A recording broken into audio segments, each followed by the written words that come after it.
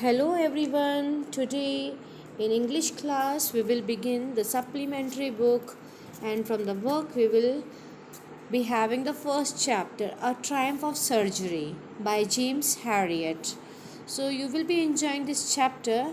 Basically it is about a dog and the owner of the dog, but it gives a lesson to the parents who over pamper their children also. So the story recounts the episode where the narrator is a veterinary surgeon. He saves the life of a listless dog. Listless dog means dull dog. Tricky. The name of the dog is Tricky. So he hospitalized Tricky, okay, to prevent him from being overfed by his wealthy owner. So the owner of the dog is Mrs. Pumphrey. Mrs. Pumphrey loves her dog very much. So and she pampers her dog also. Therefore, while pampering, she has forgotten that overfeeding is dangerous for health. So she keeps on feeding the dog. So, and as a result, the dogs become listless and he is unable to move. He even suffers from vomiting and other problems. Therefore, Mrs. Pumphrey is worried about her pet. So she calls Dr. James Harriet. So he is a vet. So he is invited into the house. When he comes and reads the condition, examines the dog, he understands that the dog has no problem, but only the problem was overeating. Therefore, he decides to take the dog with him to the hospital. So we will see what triumph, what victory was made by the surgery that was done by vet. Okay, so you will enjoy the story. Let's just continue with the reading and explanation. So few questions are there. You will be coming across the answers of this question in the first half of the chapter. We will have line by line explanation. I was really worried about Tricky this time. I had pulled up my car when I saw him in the street with his mistress, and I was shocked at his appearance. So the narrator is James Harriet. Okay, so he himself is narrating the poem. He is doctor. He has shown himself as a doctor, though he is not a doctor. So he has shown himself as a doctor. Okay, so he is wet. So he was invited by Mrs. Pumphrey to her house. Okay, so he saw that the dog was in the street with his mistress, and he was shocked to see the appearance of the dog. He had become hugely fat, like a bloated sausage with a leg at each corner. So he was swollen. The dog was swollen and he was hugely fat. His eyes bloated, bloodshot and rheumy, started straight ahead, and his tongue lolled from his jaws. So his eyes were bloodshot, red, and rheumy means, and white water was discharging from his mouth and nose, and the tongue was lolled out of his jaws. This was the condition of the dog. He was very fat, like a bloated sausage. Mrs. Pumphrey hastened to explain. He was so listless, Mrs. Harriet. He seemed to have no energy. When Mrs. Pumphrey saw the doctor, she hastily came to him and tried to explain the condition of the dog. She said that dog was listless, means energyless. Okay, he seemed to have no energy, and he has no energy. I thought he must be suffering from malnutrition, so I have been giving him some little extras between meals to build him up, some malt and cod liver oil, and a bowl of Horlicks at night and make him sleep. Nothing much really. So Mrs. Pumphrey is explaining to the doctor to vet the condition of her dog, that she thought that he was suffering from malnutrition, therefore she was giving extra food. All these things which are spoken by me just now, read by me, were given to him before he used to go to the bed, but nothing changed. Okay, she thinks that she is not giving too much to eat. And did you cut down on the sweet things as I told you? So doctor asks, did you reduce the sweet things? Did you reduce giving him sweet things? Oh, I did for a bit, but he seemed to be so weak I had to relent. So she said that I stopped giving the sweet things, but I found that the dog had become so weak. So I had to relent here means to agree after being disagree on some point. Okay, so to agree upon something after refusing. So first she thought she would not give him sweet things, when she found he had become weaker, so she again started giving him sweet things. He does love ice cream. He love cream cakes and chocolates, so I can't bear to refuse him. So she can't bear to refuse giving him cream chocolates and cakes. I looked down again at the little dog. That was the trouble. Tricky's only fault was greed. He had never been known to refuse food. He would tackle a meal at any hour of the day or night, and I wondered about all the things Mrs. Pumphrey hadn't mentioned. So when he had a look on the dog, he understood what was the problem of the dog. That was his greed. He never refused to eat anything at any hour of day and night. So he understood that a dog was overfed by Mrs. Pumphrey. Are you giving him plenty of exercise?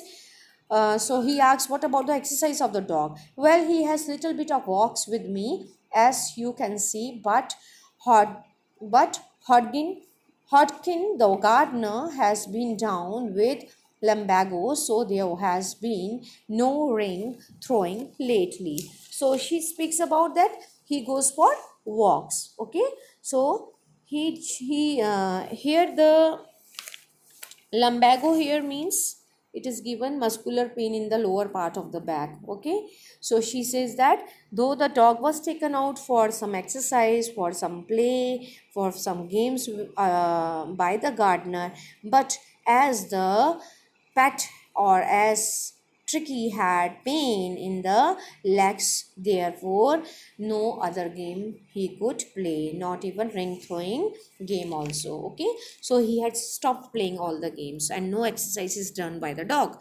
I tried to I I tried to sound severe. Now I really mean this.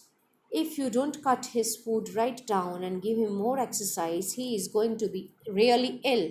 You must harden your heart and keep him on a very strict diet. So doctors suggested Mrs. Pumphrey not to overfeed the dog and give him enough exercise, and this she could do only by hardening her heart. Okay, and she said he doctor told her to have a strict diet for the dog. Mrs. Pumphrey wrung her hands. Oh, I will, Mr. Harriet. I'm sure you are right, but it is so difficult. So very difficult. She set off head down along the roads as if determined to put the new rhyme into practice immediately. Rhyme here means prescribed course of exercise and diet. So she set off from there. She's moved to her house. She made her as and she was pretending as if she was determined that from that day onwards she will give limited food and enough exercise to the dog. I watched their progress with growing concern. Tricky was tottering along in his little tweed coat. He had a whole wardrobe of these coats for the cold weather and a raincoat for the wet days. He struggled on, drooping in his harness, and I thought it wouldn't be long before I heard from Mrs. Pumphrey. So the dog is unable to walk even. Okay, so the tricky was tottering means he was walking with great difficulty on the road. Okay, he was because he was weak. Okay, so he was taking unsteady steps, and he here the narrator is talking about a different type of dresses that he had got, because all type of attentions were given to the dog by the mistress. Okay, so he was unable to move. Okay, and the expected call came within a few days. Mrs. Pumphrey was distraught. Tricky would eat nothing, refused even his favorite dishes, and beside he had bouts of vomiting. He spent all this time lying on the rug panting, didn't want to go for walks, didn't want to do anything. Now, when he was walking on the road, doctor understood that he would be having again a call from Pumphrey.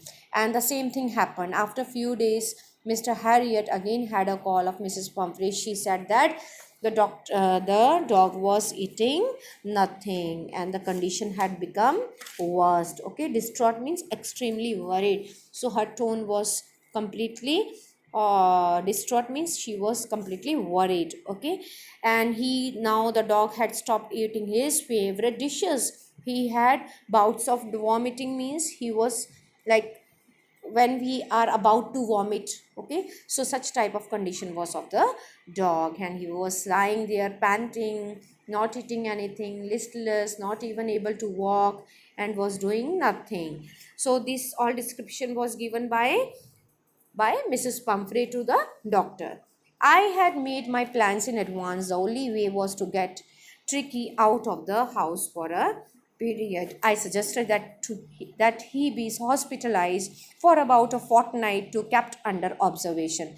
So, Mr. Harriet, he made his mind that he would be taking the pet to his hospital, because if he would keep the dog in the same house, nothing would be change. Okay, and he knew that the way to treat the dog was to take away from the house and keep in the hospital. The poor lady almost swooned. She was sure he would pine and die if he did not see her